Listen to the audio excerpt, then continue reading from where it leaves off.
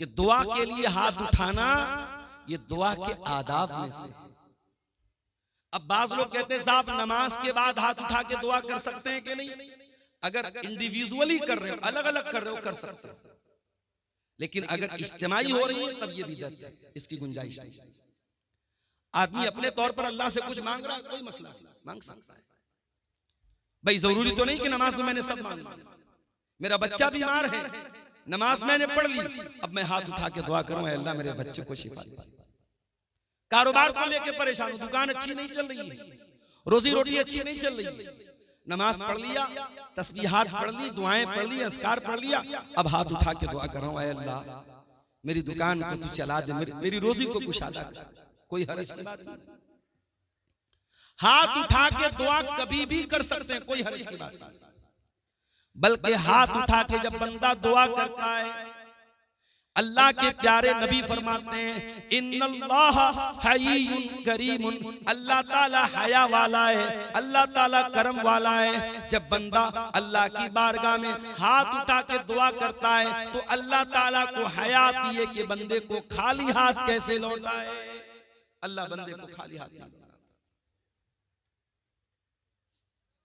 दुआ के लिए हाथ उठाना ये दुआ के आदाब में से है।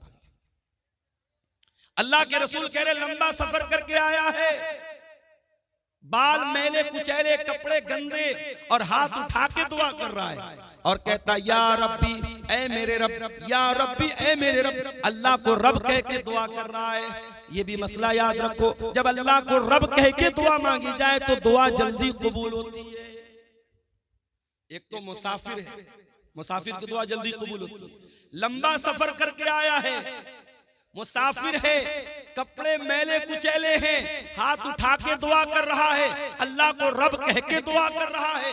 यानी कबूलियत के कई असबाब और कबूलियत की कई चीजें इकट्ठा हो गई हैं। लेकिन अल्लाह के नबी फरमाते हैं व मतामुहु हराम व मशरबुहु हराम व मलबसुहु हराम व गुज़िया बिल हराम फअन्ना युस्तजाबु लिज़ालिक। ऐ मेरे सहाबा, उसका खाना हराम कमाई का, उसका पानी हराम कमाई का, उसका कपड़ा हराम कमाई का, उसकी परवरिश हराम कमाई की। फअन्ना युस्तजाबु लिज़ालिक। ऐसे इंसान की दुआ कैसे कबूल होगी? हराम खाने वाले की दुआ कबूल नहीं होगी मेरे भाई। रोते रहे हम। आसाम से आए हैं मुनव्वर हुसैन, आसामी से पूछा मैंने वहां के हालात, बयान नहीं कर सकता क्या हालात। जुल्म की बहुत सारी दास्तानें शायद हम तक और आप तक पहुंचती भी नहीं है, जिनको कलम लिख नहीं सकते, जबानें बयान नहीं कर सकती, वो जुल्म आज हो रहा है। फलस्तीन के शहर गाजा में क्या हुआ? छोटे छोटे बच्चों के कैसे चिथड़े बने, और यहां इमाम हरम दुआ कर रहे हैं। रमजान में रो रो के दुआएं हो रही हैं, इंडिया के चप्पे चप्पे में दुआएं हो रही हैं। ये दुआएं क्यों कबूल नहीं हुई? क्योंकि हमने ये देखना बंद कर दिया कि हमारी कमाई हलाल है क्या। अल्लाह के नबी के एक सहाबी हैं, नाम नोट कर लो, साद बिन नबी वक्कास। अभी पूछो, इतना बड़ा मजमा है, अब्दुल गफ्फार साहब आपकी हर तकरीर सुनता हूं, आपके साथ सेल्फी लेने का बड़ा शौक है,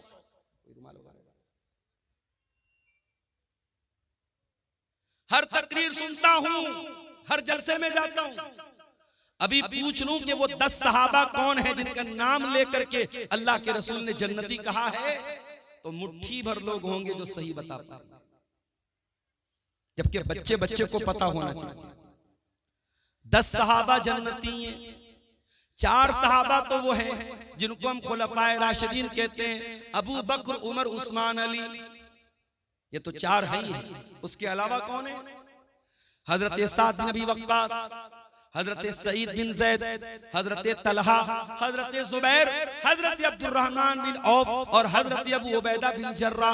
ये टोटल 10 सहाबा हैं जिनका नाम लेकर के अल्लाह के नबी ने जन्नती कहा है। उन 10 में से एक सहाबी हैं हजरत साद बिन नबी वक्कास। ये रिश्ते में अल्लाह के रसूल के मामू लगते थे। एक जंग में ये तीर चला रहे थे तो अल्लाह के नबी कह रहे थे, मामू जान, मेरे माँ बाप आप पर फिदा हुआ, आप तीर चलाए। इतनी मोहब्बत करते थे अल्लाह के नबी से। साद बिन अबी वक्कास ये बहुत मुस्तजाबुद दावत थे। ये जो दुआ करते थे इनकी दुआ फौरन कबूल हो जाती थी। इनसे किसी ने पूछा कि ऐसा साद बिन अबी वक्कास क्या बात है, आप जो भी दुआ करते हैं आपकी दुआ फौरन कबूल हो जाती है, इसका राज क्या है, इसका सीक्रेट क्या है, इसका रहस्य क्या है, क्यों आपकी दुआएं जल्दी कबूल हो जाती हैं? हजरत साद बिन अबी वक्कास कहते हैं मा रफ़अतु लुक़मतन इला फमी, जब भी मैं अपने मुंह की तरफ कोई लुकमा उठाता हूँ इल्ला व अना आलिमुन, मुझे पता होता है मिन ऐना मजीउहा व मिन ऐना ज़हबत, वो लुकमा कहाँ से आया है और कहाँ जाएगा, उसकी आमदनी क्या थी, वो कहाँ से वो लुकमा आया था, मुझे सब पता है, A to Z मुझे पता है, इसलिए मैं हर लुकमे की जानकारी के बाद खाता हूँ।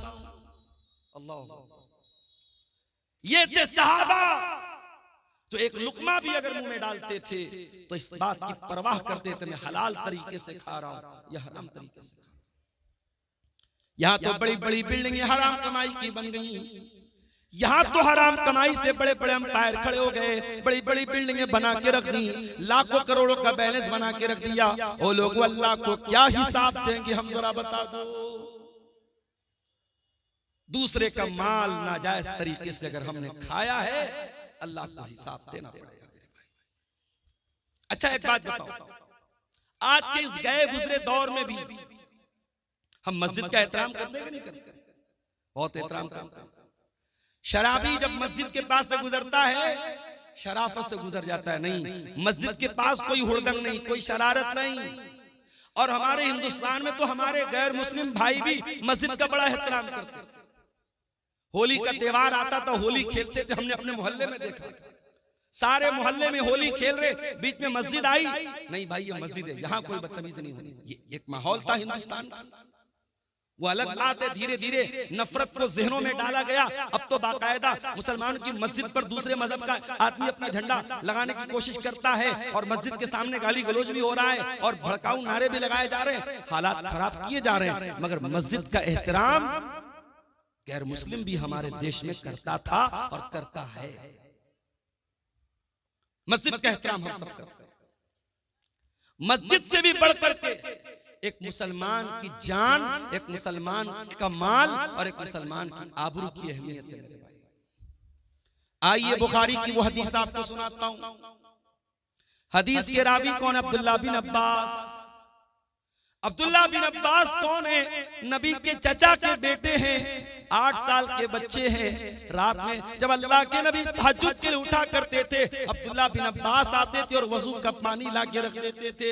ओ लोगों, तुम्हारे मोहल्ले में उलमा आते हैं, तुम्हारे गांव में उलमा आते हैं, तुम्हारे इलाके में जमात के बड़े बड़े उलमा आते हैं, कम से कम अपने छोटे बच्चों को उलमा से मुलाकात के लिए लेकर के आया करो, उनको उलमा का एहतराम तो सिखाया करो, उनके दिल में उलमा की मोहब्बत तो डाला करो। नबी रात में उठते हैं, तहज्जुद की नमाज के लिए उठते हैं और वजू का पानी लेकर के कौन आता है? 8 साल का बच्चा आता है। नाम क्या है? अब्दुल्ला बिन अब्बास। नबी ने पूछा ये वजू का पानी कौन लाया? जवाब मिला अब्दुल्ला बिन अब्बास लाया। नबी ने रात के अंधेरे में दुआ की, अल्लाहुम्मा अल्लिमहुल कुरान, ऐ अल्लाह तू अब्दुल्ला बिन अब्बास को कुरान का इल्म अता फरमा दे, कुरान का आलिम बना दे, कुरान की नॉलेज दे दे, कुरान का ज्ञानी बना दे, कुरान की तफसीर का इल्म दे दे। और आज जब भी आप तफसीर की कोई भी किताब उठाएंगे, सबसे ज्यादा अगर किसी का नाम आपको मिलेगा अब्दुल्ला बिन अब्बास का नाम मिलेगा। कुरान करीम की तफसीर में नंबर 1 माने जाते हैं सहाबा। ये नबी की दुआ की बरकत थी। वही अब्दुल्ला बिन अब्बास रिवायत करते हैं, अल्लाह के प्यारे नबी अपनी जिंदगी का पहला और आखिरी हज कर रहे हैं और हज के मौके पर तकरीबन 1.25 लाख सहाबे किराम आपके साथ हैं। जिलहिज्जा की 10 तारीख आती है, ईद उल अज़हा का दिन आता है, यौमुन नहर आती है। अल्लाह के प्यारे नबी अपने सहाबा के साथ हैं। आपने मिना के मैदान में फरमाया, अय्यो यौमिन हाज़ा, ऐ मेरे सहाबा ये कौन सा दिन है? सहाबा ने कहा यौमुन हराम, आज का दिन तो यौमुन नहर है, आज का दिन तो 10 जिलहिज्जा की तारीख है, आज का दिन तो बड़ा एहतराम वाला है। फिर आपने पूछा अय्यो बलदिन हाज़ा, ये शहर कौन सा है? सहाबे किराम ने कहा बलदुन हराम, अय अल्लाह के नबी ये तो मक्का शहर का एक हिस्सा है, ये तो मक्का शहर है जो अमन वाला शहर है, जो बड़ा एहतराम वाला हुर्मत वाला शहर है। फिर आपने पूछा अय्यो शहरिन हाजा, ये कौन सा महीना है? सहाबे किराम ने फरमाया शारुन हरामुन, ये तो हुर्मत वाला महीना है, ये तो जिलहिज्जा का महीना है। अब जरा नबी के अल्फाज, अल्लाह के प्यारे नबी ने फरमाया इन्ना दिमाअकुम व अमवालकुम व आराज़कुम हरामुन अलैकुम का हुर्मत यौमिकुम हाज़ा फी बलदिकुम हाज़ा फी शहरिकुम हाज़ा। ऐ मुसलमानों, कान खोल करके सुन लो, तुम्हारी जान, तुम्हारा माल और तुम्हारी इज्जत व आबरू एक दूसरे के लिए हराम है। उसी तरीके से जैसे आज का ये दिन हुर्मत वाला है, जैसे ये मक्का शहर हुर्मत वाला है, जैसे ये जिलहिज्जा का महीना हुर्मत वाला है, एक दूसरे की जान और माल का उतना ही एहतराम करो।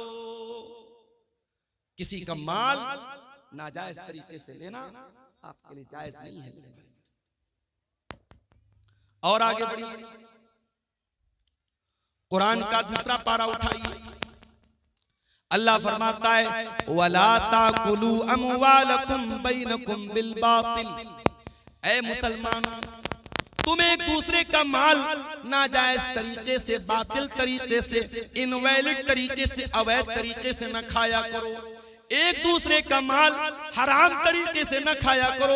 वह तुदलू बिहा इलल हुक्काम, और अपने मसले को अदालत में ले जाकर के लेताकुलू फरीकम मिन अमवालिन नास बिल इस्मी, लोगों का माल नाजायज तरीके से खाने के लिए अपने मसले को अदालत में न लेके जाओ। कभी कभी ऐसा होता है, हमें मालूम है जमीन हमारी नहीं है, जायदाद हमारी नहीं है, पैसा हमारा नहीं है, हम हड़प रहे हैं किसी का, मगर हमको पता है अदालत में जाएंगे तो हम जीत जाएंगे। वो किसी ने अदालत की फुल फॉर्म बयान की है ना, आओ दावा करो, लड़ो और तबाह हो जाओ, बिल्कुल सही है। अभी उत्तर प्रदेश में मदरसे का मुकदमा चल रहा है, पता होगा आपको। उत्तर प्रदेश में जितने सरकारी मदरसे थे, इलाहाबाद हाई कोर्ट का फैसला आया कि ये सारे मदरसे गैर कानूनी हैं, इनको बंद कर दिया जाए और इन मदरसे में पढ़ने वाले बच्चों को स्कूल में डाल दिया। अदालत को उन मदरसों में पढ़ने वाले 2 लाख बच्चों की तो चिंता थी, मगर उन मदरसों में पढ़ाने वाले 10,000 टीचरों की कोई चिंता नहीं थी। रमजान के महीने में यह फैसला आया, उत्तर प्रदेश के मदरसों में पढ़ाने वाले सरकारी टीचरों का जीना हराम है। उनके हलक के नीचे खाना नहीं उतर रहा था। उसमें बेचारे ऐसे बूढ़े लोग भी थे जो रिटायरमेंट के करीब, उसमें ऐसे लोग भी हैं कि उनकी तनख्वाह से पूरा परिवार चल रहा है, भाई बहन सबको खिला रहे हैं। अदालत का यह फैसला आया, सबके पैरों के नीचे की जमीन खसक गई। बहरहाल वहां टीचरों की ऑर्गेनाइजेशन है, उसने इस मसले को सुप्रीम कोर्ट में लेकर के गए और सुप्रीम कोर्ट के बड़े महंगे वकीलों, उसमें चिदंबरम जी जो हमारे देश के पहले मिनिस्टर रह चुके हैं उनका भी नाम है, और भी कई बड़े बड़े जो एडवोकेट है, वकील हैं, जिनकी एक एक दिन की फीस 10-10 लाख 20-20 लाख रुपया फीस है। एक एक सुनवाई की उनकी फीस को अदा किया गया और सुप्रीम कोर्ट में मजबूती के साथ अपना मामला रखा गया। और अभी 2 दिन पहले सुप्रीम कोर्ट का फैसला आया। सुप्रीम कोर्ट ने कहा नहीं, ये मदरसे गैर कानूनी नहीं है, मदरसे को बरकरार रखा जाए, मदरसों को बंद न किया जाए। बताना ये चाहता हूं कि सुप्रीम कोर्ट में एक केस लड़ने के लिए एक वकील को जो फीस देने की जरूरत पड़ती है, गरीब आदमी नहीं दे सकता। एक एक दिन की फीस 20-20, 25-25 लाख रुपया है, कोई नहीं दे सकता। अब कुरान की जरा इस आयत पर गौर करो। अल्लाह कह रहा है वला ताकुलू अमवालकुम बैनकुम बिल बातिल, एक दूसरे का माल नाजायज तरीके से मत खाओ। वतुदलू बिहा इलल हुक्काम, और अपने मसले को अदालत में न लेकर के जाओ। लिताकुलू फरीकम मिन अमवालिन नास बिल इस्मी, हो सकता है कि तुम गलत हो, लेकिन जज और वकील के साथ सेटिंग करके तुम गलत को सही करवा दो। हो सकता है गलत सबूत पेश कर दो, हो सकता है गलत गवाह पेश कर दो। लोगों का माल नाजायज तरीके से खाने के लिए अपने मसले को अदालत में न लेकर के जाओ। आज कटिहार की आप सेशन कोर्ट में चले जाएं, आप पटना में कोर्ट में चले जाएं, हर अदालत में जमीन के, जायदाद के, रुपये पैसे के मामलात मुसलमानों के बड़ी तादाद में आपको मिलेंगे। और इंसान को पता होता है मैं गलत हूं, मैं नाजायज जमीन पर कब्जा कर रहा हूं, फिर भी अदालत में जाता है क्योंकि उसको यकीन होता है मैं अदालत की रकम, फीसों, वकीलों की फीस भर करके मैं केस जीत जाऊंगा। कान खोल करके सुन लो मेरे प्यारे साथियों, दुनिया की अदालत के ऊपर भी एक अदालत है और उस अदालत में कोई वकील नहीं होगा। उस अदालत का जज अल्लाह रब्बुल आलमीन होगा। न वहां रिश्वत चलेगी, न वहां किसी की झूठी गवाही चलेगी। वहां अगर आप झूठ बोलना चाहेंगे, आपका हाथ सच बोल देगा, आपका पैर सच बोल देगा, आपकी चमड़ी सच बोल देगी। अल्लाह कहता है हत्ता इज़ा मा जाऊहा शहीद अलैहिम समऊहुम व अबसारुहुम व जुलूदुहुम बिमा कानू यअमलून। मेरे बंदो, कयामत के दिन तुम्हारे कान भी गवाही देंगे, तुम्हारी आंखें भी गवाही देंगी, तुम्हारी चमड़ी भी गवाही देगी। वक़ालू लिजुलूदिहिम लिमा शहीदतुम अलैना क़ालू अंतक़नल्लाहु अल्लज़ी अंतक़ कुल्ल शै। इंसान अपनी चमड़ी से कहेगा तू कैसे बोल रही है, इंसान की चमड़ी कहेगी अल्लाह ने हमको बोलना सिखाया है और आज हम तेरे करतूत, तेरे काले करतूत हम खोलेंगे। दुनिया की अदालत से कोई जीत गया तो क्या, अल्लाह की अदालत में कोई झूठ नहीं बोल सकता। हसनगंज की धरती पर, धोकरदा की धरती पर अगर आपने कोई गलत काम किया है, कोई पाप किया है, किसी के साथ नाजायज काम किया है, आपकी ये धरती भी कयामत के दिन गवाही देगी। इज़ा ज़ुलज़िलतिल अर्ज़ु ज़िलज़ालहा व अख़रजतिल अर्ज़ु अस्क़ालहा व क़ालल इंसानु मा लहा यौमइज़िन तुहद्दिसु अख़बारहा। कयामत के दिन ये जमीन भी गवाही देगी, जमीन बोलेगी। अल्लाह की अदालत में कैसे बचे? अल्लाह के प्यारे नबी फरमाते हैं इन्नकुम तक़तसिमूना इलैया, ओ लोग तुम मेरे पास अपना मुकदमा लेकर के आते हो। वलअल्ल बाज़कुम अन यकून अलहना बिहुज्जतिही मिन बाज़, हो सकता है कि दो लोग मेरे पास कोई केस लेकर के आए और एक आदमी अपनी बात करने में बड़ी चिकनी चुपड़ी बात करने वाला हो, अपनी दलील को मजबूती से रखने वाला हो, और मैं उसकी बात सुन करके फ़अक़दिय लहू बिहक़्क़िही, मैं उसके हक में फैसला कर दूं। ऐसा हो सकता है क्योंकि मैं इंसान हूँ। ओ लोगों, मैं बशर हूँ, मैं इंसान हूँ। हो सकता है कि जो बेचारा हक पर है, जो सही है, उसको बोलना नहीं आता, और जो गलत है वो अपनी जबान की बदौलत, अपनी बातचीत की बदौलत अपनी बात को मनवा ले। अगर ऐसा कभी हो जाए तो अल्लाह के नबी क्या फरमाते हैं, फमन क़ज़ैतु लहू बिहक़्क़ि अख़ीही फ़इन्नमा अक़तअु लहू क़ितअम मिनन नार। अगर मैं किसी के हक में अगर फैसला कर देता हूं और वो जमीन उसके भाई की थी, वो हक उसके भाई का था, वो रुपया पैसा उसके भाई का था, और मैंने गलत फैसला कर दिया और उसके हक में कर दिया, तो अल्लाह के नबी क्या फरमाते हैं, इन्नमा अक़तअु लहू क़ितअम मिनन नार। मैं जमीन नहीं दे रहा हूं, मैं जायदाद नहीं दे रहा हूं, मैं रुपया पैसा नहीं दे रहा हूं, मैं जहन्नम की आग का टुकड़ा दे रहा हूं। है किसी में मजाल? जमीन और जायदाद पर आज नाजायज कब्जा करने के वाकयात मुसलमानों में बड़ी कसरत के साथ। इस्लामी निजाम मीरास में भी यही होता है मेरे भाई। बाप मर गया, बाप ने 1 लाख रुपया छोड़ा, शरीयत क्या कहती है जरा गौर से सुनिएगा। इस्लाम का निजाम मीरास बयान कर रहा हूं आपको। 1 लाख रुपया बाप छोड़ करके मरा है, 1 लाख कैश छोड़ करके मरा, जमीन जायदाद छोड़ करके मरा। अब शरीयत क्या कहती है कि सबसे पहले मरने वाले की रकम से उसकी तजहीज़ और तकफीन की जाएगी, उसको दफनाया जाएगा, उसको कफनाया जाएगा, उसकी कब्र को खोदने पर, उसके कफन के कपड़े पर और उसकी कब्र पर जो खर्चा आएगा उसके पैसे से अदा किया जाए। अगर कोई रिश्तेदार खड़ा हो जाए अच्छी बात है, अगर कोई खड़ा नहीं होता तो मरने वाले के पैसे से उसको अदा किया जाए। दूसरा काम, कफन दफन हो गया, मुर्दे को दफना भी दिया गया। अब दूसरा काम क्या करना है? अगर मरने वाले के ऊपर कोई कर्जा था, उस कर्जे को उसके पैसे से अदा किया जाएगा, उसके तरके से अदा किया जाएगा। कर्जा भी अदा हो गया। अब तीसरा काम ये देखा जाएगा कि मरने वाले ने किसी को वसीयत तो नहीं की है, और वसीयत किसको बोलते हैं ये समझ लो। हो सकता है मरने वाला अपनी जिंदगी में मदरसे की मदद नहीं कर पाया, मस्जिदों में चंदा नहीं दे पाया, अल्लाह की राह में खर्च नहीं कर पाया। मरने के टाइम एहसास हुआ यार इतनी दौलत बना के जा रहा हूँ, इतना पैसा बना के जा रहा हूँ, कुछ दीन के रास्ते में भी पैसा लगाना चाहिए, कुछ जमीनों जायदाद मदरसे के लिए भी देनी चाहिए।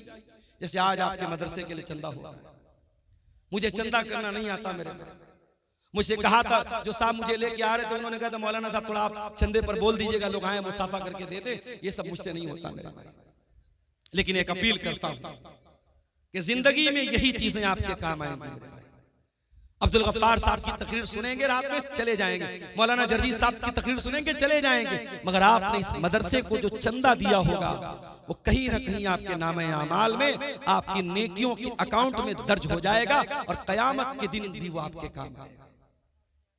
हो सकता है जिंदगी में आपको मौका नहीं मिल पाया, मरने के टाइम याद आया कि मुझे कुछ अल्लाह की राह में खर्च करना चाहिए, तो शरीयत क्या कहती है कि आप अपने माल की वसीयत कर सकते हैं, मगर वसीयत 1/3 से ज्यादा नहीं होनी चाहिए। 1/3 का मतलब समझते हैं 1/3।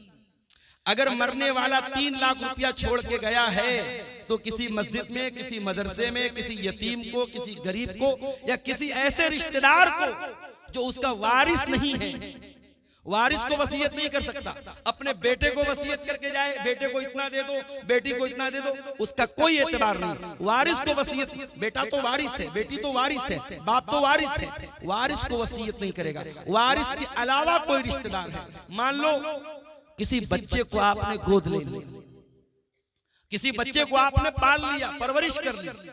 अब जाहिर है आपने परवरिश तो की है, मगर वो आपका सगा बेटा नहीं है तो आपकी जायदाद का वारिस नहीं। अगर आपको लगता है कि इस बच्चे को मैंने पाला है और मेरे बाद इस बच्चे को जरूरत पड़ेगी रुपये की, पैसे की, जमीन की, जायदाद की, तो आप अपनी प्रॉपर्टी का, अपने तरके का 1/3, उससे ज्यादा नहीं, उससे कम तो कर सकते, उससे ज्यादा नहीं, 1/3 तक आप उसको वसीयत कर सकते। तो पहला काम क्या करेंगे? जनाजे की तैयारी। दूसरा काम कर्जे की अदायगी। तीसरा काम वसीयत को हम पूरा करेंगे।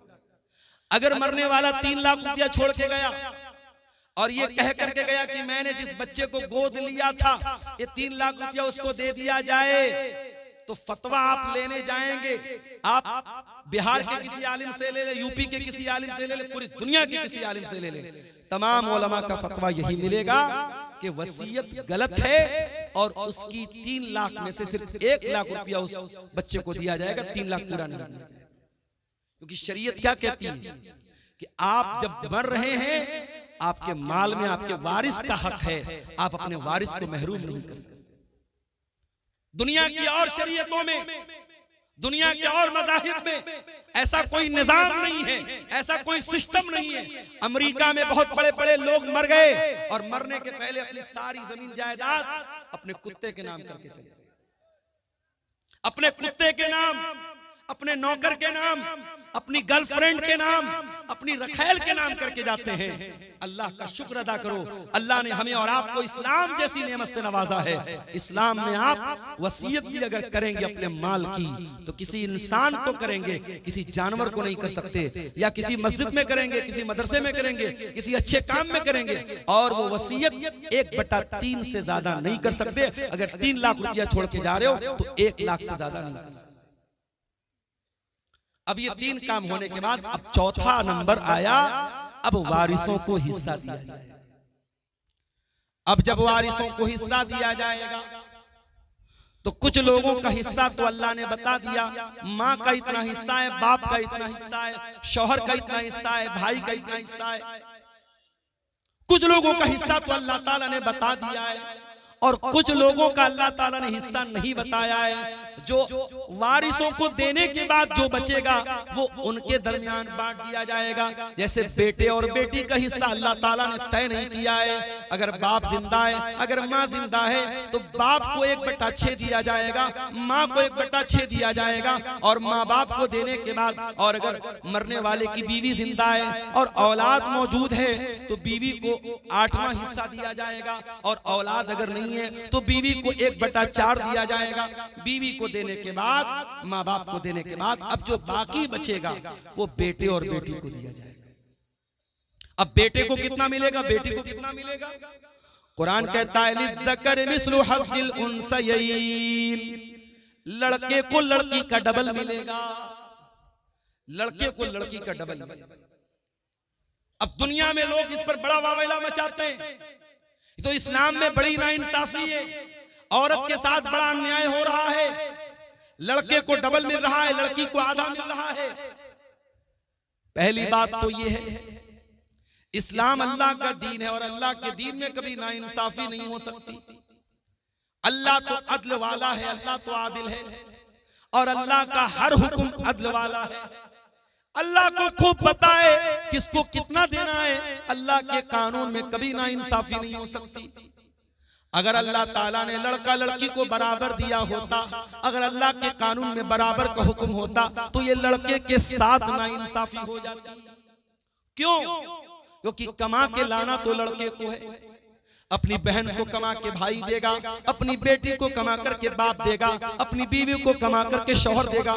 मर्द को तो हर हाल में कमाना है और औरत को कमाना नहीं, औरत को तो खाना है। औरत को कोई खिलाएगा और खिलाने वाला कौन है? मर्द है। इसीलिए अल्लाह ताला ने मर्द की जिम्मेदारियों को सामने रख करके अल्लाह ने यह फैसला किया, लिज़्ज़कर मिस्लु हज़्ज़िल उन्सयैन, लड़के को लड़की का डबल मिलेगा। अब मान मरने वाले का एक लड़का है, 2 लड़की और मरने वाला 2 लाख रुपया छोड़ के मरा, तो जाहिर है कि 2 लाख में से 1 लाख रुपया लड़की को मिल जाएगा और 50-50 हजार रुपया दोनों लड़कियों को मिल जाएगा। तो अगर रेशियो निकालो तो लड़के लड़की को तो बराबर मिल रहा है, और अगर कहीं लड़कियों की तादाद ज्यादा है और लड़का एक है या लड़के की तादाद कम है तो मजमूई एतबार से लड़कियों को ज्यादा मिल जाएगा। तो कुरान कहता है तुम नहीं जानते कि किसको कितना मिलना चाहिए, ये अल्लाह का फैसला और अल्लाह का कानून है और अल्लाह ने जो तय कर दिया उसी के हिसाब से बांटा जाएगा। तुम नहीं जानते इसलिए कि रिश्ता अल्लाह ने बनाया है। किसी को बाप अल्लाह ने बनाया है, किसी को माँ अल्लाह ने बनाया है, किसी को बेटा अल्लाह ने बनाया। जब रिश्ता अल्लाह ने बनाया है तो उनका हक भी अल्लाह ही तय करेगा, तुम नहीं तय कर सकते। हमारे यहाँ क्या हो रहा है, बाप मर गया, भाइयों ने बैठ करके जमीन जायदाद का बंटवारा कर दिया, बहन को फूटी कौड़ी नहीं मिली, बहन को 1 पैसा नहीं मिला।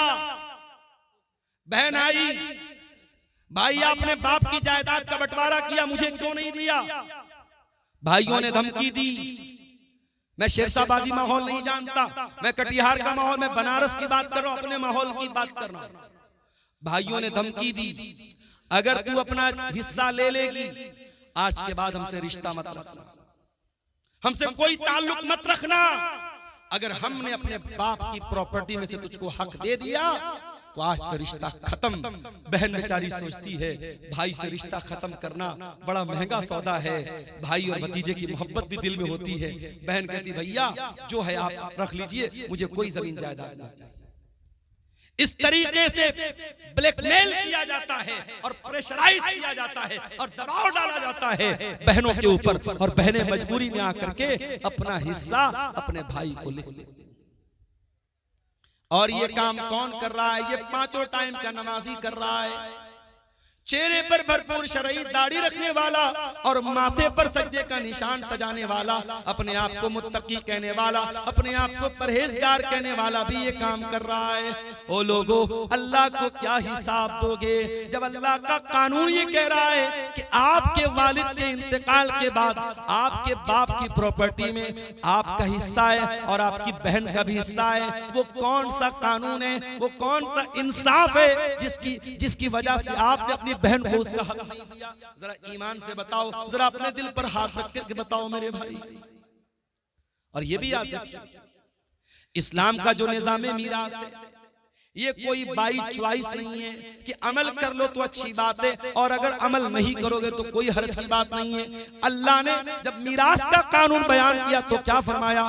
तिल्का हुदूदुल्लाह, ऐ मेरे बंदो, ये अल्लाह ताला का बनाया हुआ कानून है। वमन युतिल्लाह व रसूलहु युदखिलहु जन्नातिन तजरी मिन तातिहल अनहारु खालिदीन फीहा अबदा। जो अल्लाह की बात मानेगा, जो रसूल की बात मानेगा, जो अल्लाह के कानून पर चलेगा, अल्लाह उसको जन्नत में डालेगा जहां जन्नत में हमेशा हमेशा रहेगा।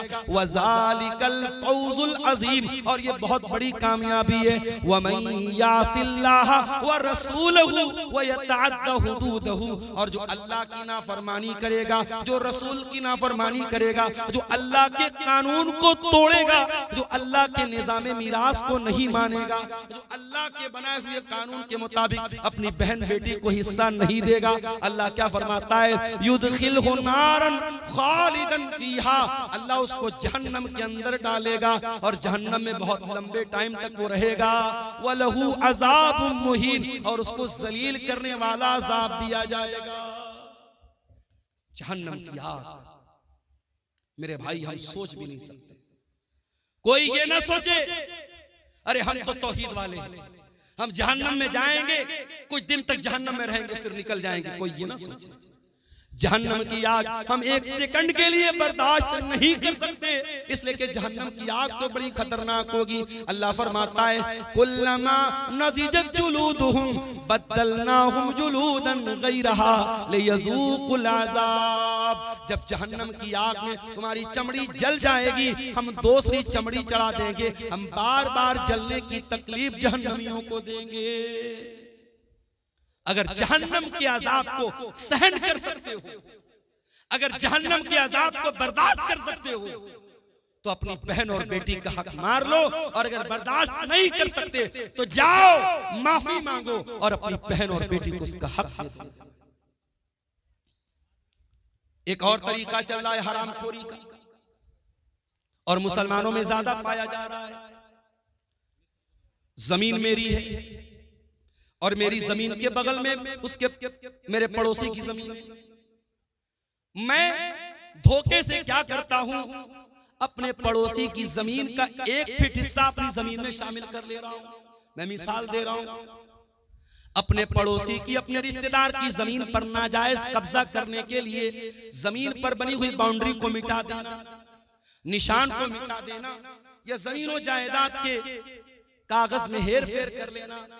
मेरे प्यारे साथियों, अगर ये काम आप करते हैं तो कान खोल करके सुन लीजिए।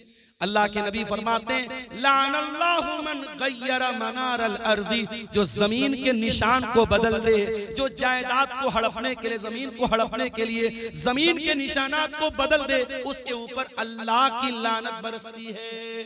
अगर अल्लाह की लानत कि हम हकदार बनना चाहते हैं तो ये काम कर सकते हैं, वरना मेरे प्यारे साथियों ये बहुत ही खतरनाक काम। और आगे बढ़िए, अल्लाह के नबी फरमाते हैं इन्ना रिजालन यतखव्वज़ून फी मिन मालिल्लाह, कुछ लोग अल्लाह ताला के माल में नाजायज कब्जा करते हैं, दूसरों का माल नाजायज तरीके से खाते हैं। ऐसे लोगों का अंजाम क्या होगा? फरमाया ऐसे लोगों को अल्लाह ताला जहन्नम की आग में फेंक देगा। जहन्नम की आग में हराम खाने वालों को अल्लाह ताला डाल देगा।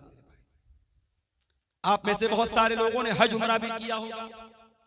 सऊदी अरब के अंदर दाखिल होते ही इंडिया का रुपया काम करना बंद कर देता है, बांग्लादेश का टका काम करना बंद कर देता है, अमेरिका का डॉलर काम करना बंद कर देता है। सऊदी में आप गए तो आप सऊदी रियाल चाहिए। एक मरतबा मैं गया उमरा के सफर, मैं यहां से रियाल लेके गया, इत्तेफाक से मेरी फ्लाइट डायरेक्ट नहीं थी, तो दुबई के एयरपोर्ट पर फ्लाइट चेंज करनी थी मुझे। अब दुबई के एयरपोर्ट पर सामान, भूख लग रही थी, कुछ खाना था, तो वो रियाल भी लेने को तैयार नहीं है। उसने कहा कि हमें दुबई का पैसा चाहिए, जो यूनाइटेड अरब एमिरेट का जो वो दिरहम होता है, हमको वो चाहिए, हमको यहाँ सऊदी का रियाल नहीं चाहिए। मेरे पास रियाल था, मैं इंडिया से रियाल बना के लेके गया।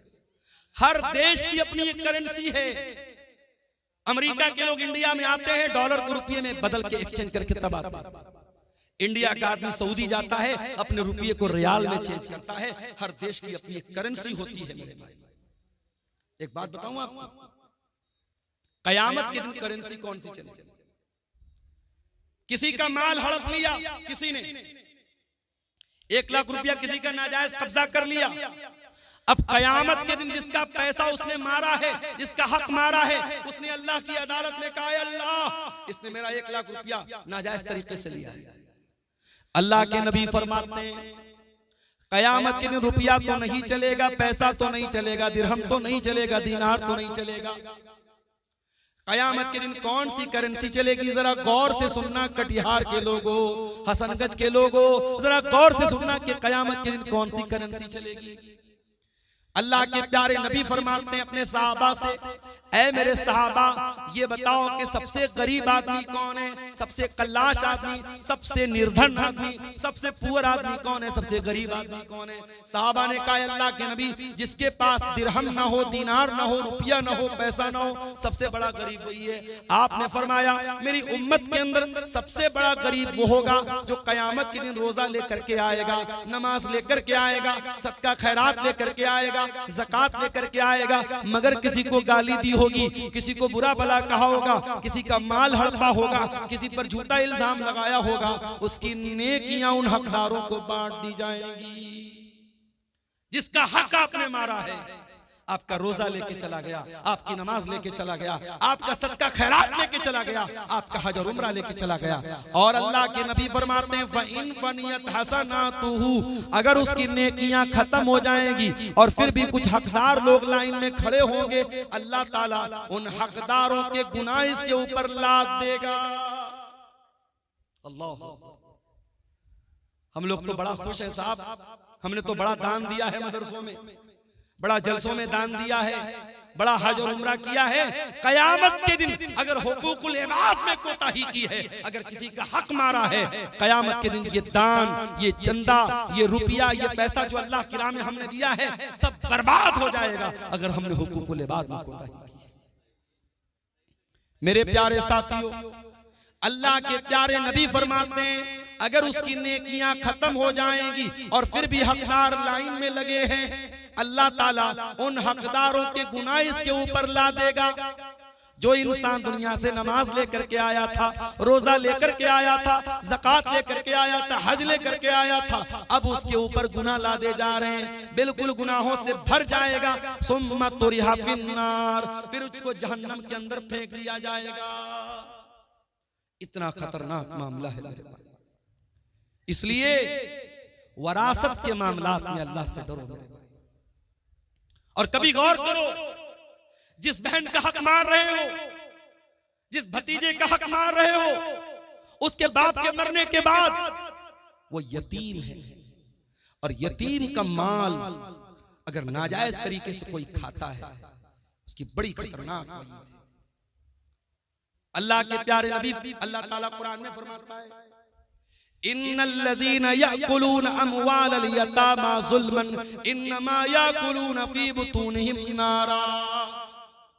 जो लोग यतीम का माल नाजायज तरीके से खाते हैं, हराम तरीके से खाते हैं, एक तो हलाल तरीका है।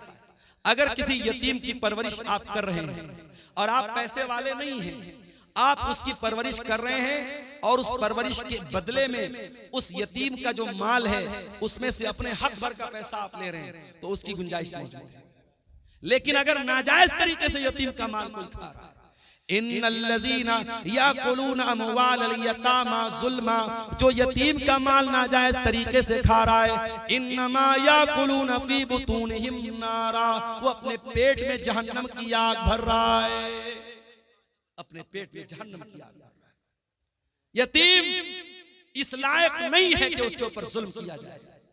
बड़ा बेरहम है वो इंसान, बड़ा जानवर है वो इंसान जो किसी यतीम के हक को दबाए, जो किसी यतीम को मारे, जो किसी यतीम पर जुल्म करे।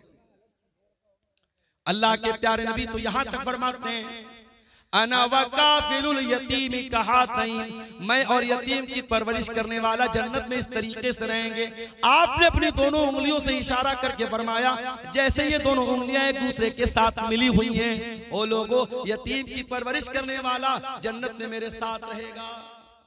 आज इन मदरसों में यतीम बच्चे पढ़ते हैं, इन मदरसों में यतीम बच्चे पढ़ते हैं, और उन यतीम बच्चों पर अगर आप कोई माल खर्च करते हैं उससे डबल फायदा आपको मिलेगा।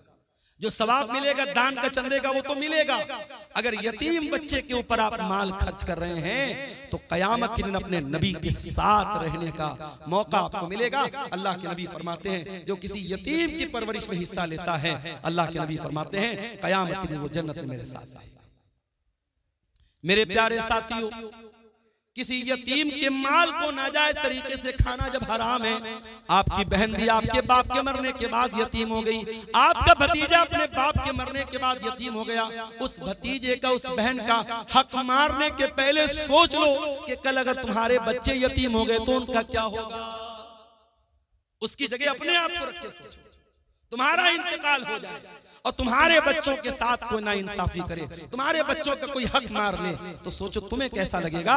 उसकी जगह अपने आप को रख के सोचो और किसी यतीम के माल को हड़पने की कोशिश। मेरे प्यारे साथियों, दुनिया में अगर किसी का हक हमने मारा होगा, कयामत के दिन हमको उसका बदला देना पड़ेगा। अल्लाह के प्यारे नबी फरमाते हैं लतुअद्दुन्नल हुकूका इला अहलिहा, तुम दुनिया में लोगों का हक दे दो वरना कयामत के दिन तुमको देना पड़ेगा। हत्ता युकाद लिशातिल जलहाई मिनशातिल करना, कयामत के दिन अगर सींग वाली बकरी ने बगैर सींग वाली बकरी को मारा है तो उस बकरी से भी किसास लिया जाएगा, उस बकरी से भी बदला लिया जाएगा, जानवरों से भी हिसाब लिया जाएगा। अगर जानवरों से किसास लिया जाएगा तो हम और आप तो इंसान हैं मेरे भाइयों, हमें और आपको भी हिसाब देना पड़ेगा। इसलिए मेरे प्यारे साथियों, कुरान का 30वां पारा खोलो, अल्लाह फरमाता है वताकुलूनत तुरास अकलन लम्मा वतुहिब्बूनल माल हुब्बन जम्मा। ओ लोगो, तुम वरासत को डकार जाते हो, तुम मीरास को खा जाते हो और तुम माल से बहुत ज्यादा मोहब्बत करते हो। कल्ला इज़ा दुक्कतिल अर्ज़ु दक्कन दक्का वजा रब्बुका वल मलकु सफ़्फ़न सफ़्फ़ा वजीअ यौमइज़िन बिजहन्नम। ओ लोगो, जरा उस दिन को याद करो जिस दिन जमीन को टुकड़े टुकड़े कर दिया जाएगा, जमीन को रेजा रेजा कर दिया जाएगा और अल्लाह ताला अपने बंदों का फैसला करने के लिए आएगा और फरिश्ते भी लाइन लगा करके खड़े होंगे और जहन्नम को भी उस दिन लाया जाएगा। यौमइज़िन यतज़क्करुल इंसानु मा सा, और कयामत के दिन इंसान याद करेगा उसने दुनिया में क्या क्या किया है। जितने लोगों ने जमीनों को हड़पाए, जायदादों को हड़पाए, लोगों का हक मारा है, कोई एक आदमी बता दो जो मरने के बाद अपनी जमीन को लेकर के गया हो, अपनी जायदाद को लेकर के गया हो, अपने रुपये पैसे को लेकर के गया हो, सब ठाट पड़ा रह जाएगा जब लाद चलेगा बंजारा। सब यही छोड़ के जाना है मेरे प्यारे भाइयों, इसी कब्र की 2 गज जमीन हमको दफन हो जाना है। दुनिया की चंद रोजा जिंदगी के लिए अपनी आखिरत को दांव पे न लगाओ, अपनी आखिरत को खतरे में न डालो मेरे भाइयों। लोगों का हक दुनिया में दे दिया करो। अल्लाह के प्यारे नबी ने इतनी खतरनाक वईद फरमाई। आपने फरमाया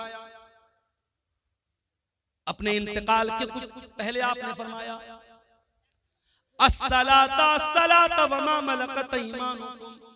ओ लोगो, तुम नमाज की पाबंदी करना और अपने गुलामों और अपने लौंडियों के साथ तुम अच्छा सलूक करना, उनके साथ हक तलफी मत करना। इस्लाम वो दीन है कि समाज का वो तबका जो मजदूरों का तबका है, जो गुलामों का तबका है, जो लौंडियों का तबका है, जिसको दुनिया में हकीर माना जाता है, अल्लाह के प्यारे नबी अपने इंतकाल के पहले दुनिया को वसीयत करके जा रहे हैं, उस गुलाम और लौंडी का भी हक आपको नहीं माना। हजरत अबू ज़र ग़िफ़ारी ने अपने गुलाम को बुरा भला कह दिया, उसकी माँ का नाम लेके कुछ आर दिला दी, कुछ बुरा भला कह दिया। अल्लाह के प्यारे नबी को बहुत गुस्सा आया। आपने फरमाया, ऐ अबू ज़र, आज तुमने इतना खतरनाक काम किया है कि ये तो दौरे जाहिलियत का काम है। ये तो वो इंसान ये काम करेगा जिसके अंदर दौरे जाहिलियत का कोई हिस्सा रह गया हो। आपने कहा कि ये नौकर चाकर, ये काम करने वाले, ये भी तुम्हारे भाई हैं। जो खाओ उनको खिलाओ, जो पहनो उनको पहनाओ। इस्लाम तो वो मजहब है जो गुलामों का, नौकरों का भी हक हमें बताता है।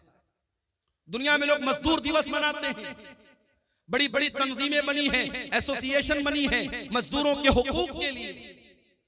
1400 साल पहले मोहम्मद अकरम सल्लल्लाहु अलैहि वसल्लम ने मजदूरों के हक की लड़ाई लड़ी है।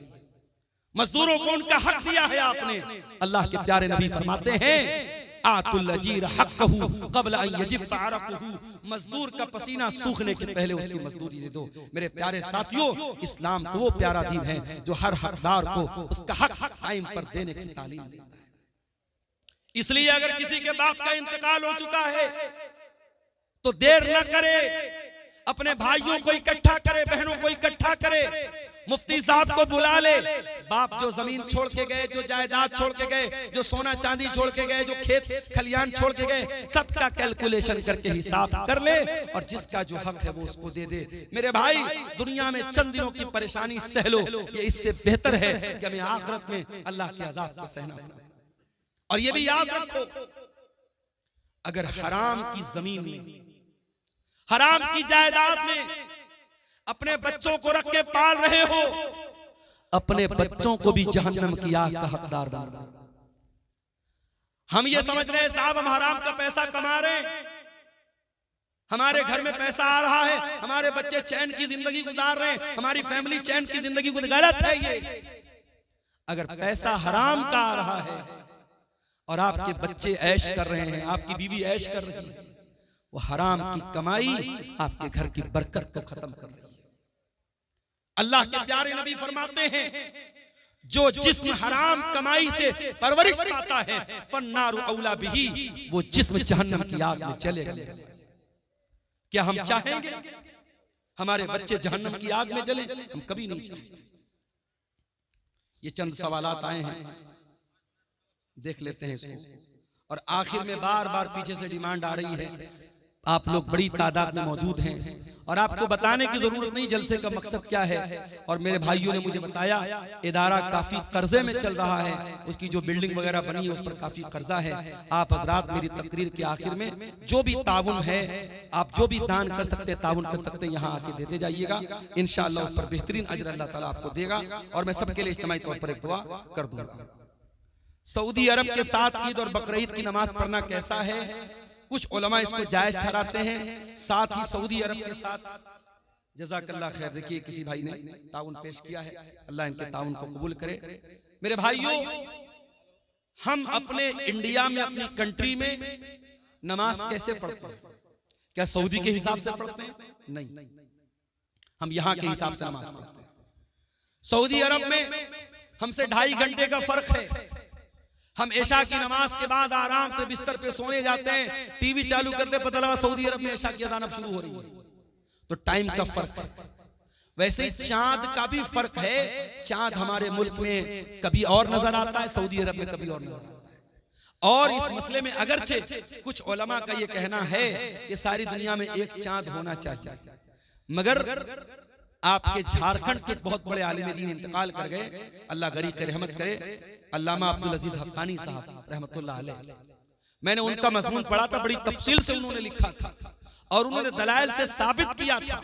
और मरकजी जमीयत अहले हदीस से उनका वो मजमून छपा था कि हर इलाके के लोगों की अपनी रूयत है, हर शहर के लोगों की अपनी रूयत है। वो अपना चांद देख करके रोजा रखेंगे, अपना चांद देख करके ईद मनाएंगे। ये पूरे हिंदुस्तान में, पूरी दुनिया में एक चांद मनाना ये दलील के एतबार से मजबूत बात नहीं है और ना प्रैक्टिकली ऐसा मुमकिन है।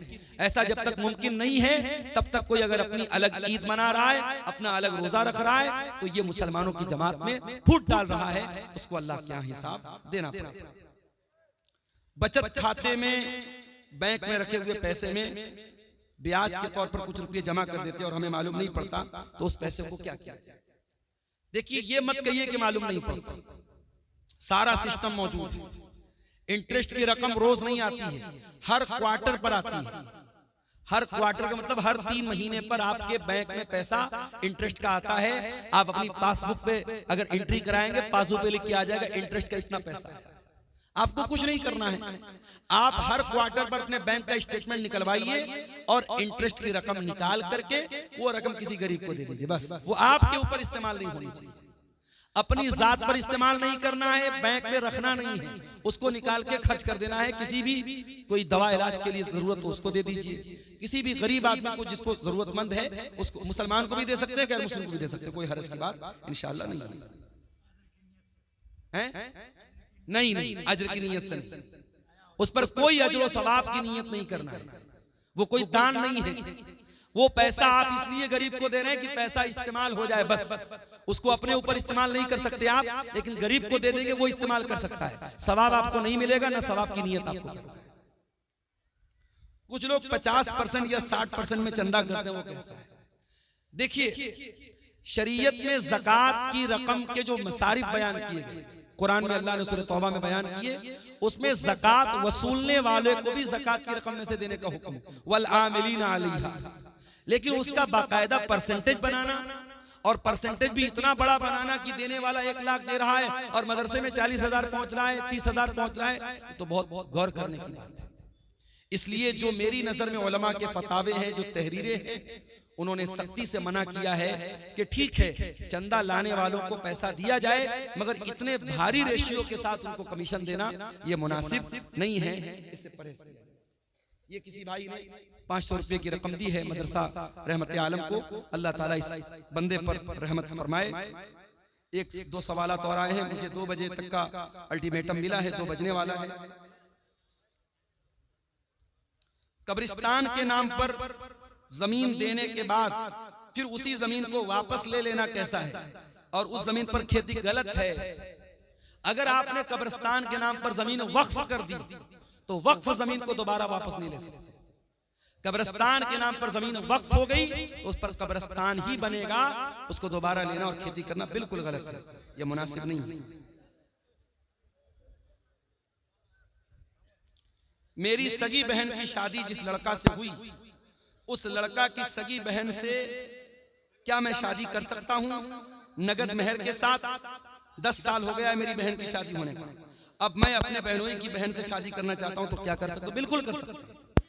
देखिए शरीयत में जो मना है उसको बोलते हैं निकाह शिगार। उसकी शक्ल क्या होती है कि महर के बजाय ये तय कर दिया जाए कि मैं आपकी बहन से शादी कर लूं, आप मेरी बहन से शादी कर। अगर महर के बजाय ये अदला बदली वाली शादी की जाए तो गलत है। अगर महर तय है, मैं आपकी बहन से शादी कर रहा हूं, आप मेरी बहन से शादी कर रहे हैं, दोनों का महर तय है, तो कोई हर्ज की बात नहीं। और यहां एक मसला और याद रखिए कि इस तरीके की शादी आम तौर पर सक्सेस नहीं होती, कामयाब नहीं होती। कोई मसला आता है, मैंने कई केस देखा है, अगर इस घर की लड़की उस घर गई, उस घर की लड़की इस घर आई, अगर एक घर में कोई मसला होता है तो दूसरे घर की लड़की को सहना पड़ता है। इसलिए इस तरीके की रिश्तेदारी से बचना चाहिए। हराम तो नहीं है, नाजायज तो नहीं है, मगर बचना चाहिए ताकि मसला पैदा ना हो। लेकिन शरीयत के एतबार से कोई हरज की बात इंशाअल्लाह नहीं है। ठीक है, 5 वक्ता